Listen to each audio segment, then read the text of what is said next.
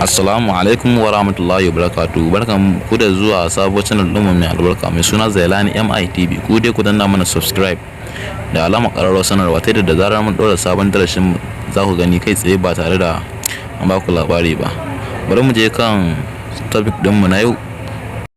Za mu nuna muku ta yadda za ku yi login account Facebook naku ba tare da number ko suna ba ko email address. In takaice maka zance yadda dai zaka dawo da account Facebook naka idan an sace maka ko kuma idan ka manta shi, kama da line naka kuma sun ce sai ka tura musu code. Ku dai kawai ku danna mana subscribe da like da kuma share domin wasunku su amfana.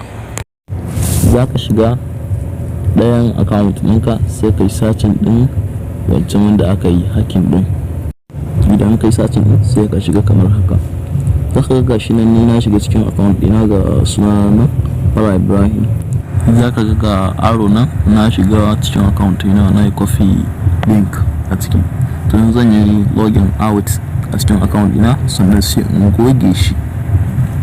Idan na shiga ga shi nan za ka ga na shiga. Za ka ga shi nan zan goge shi in yi remove ɗinsa ya zamanto babu komai a cikinsa. Ga shi nan za ku ga na fito na shiga Chrome browser sai na za ka yi searching ɗin find my ABID sai ka sa play stop sai ka rubuta in. Za ka yi searching za ka ga shi sunan mutuka. Ga shi nan za ka ga na danna searching ɗin yanzu za su nuno min inda zan rubuta wannan coffee din da ne.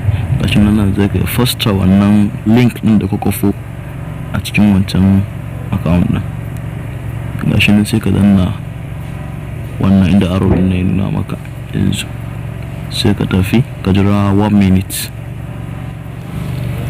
yana searching. Gashi nan yau za su ga su nuna maka wannan number da sai ka coffee ta. Gashi nan za ka gane coffee ɗinta sai yanzu in fito in shiga cikin account Facebook din.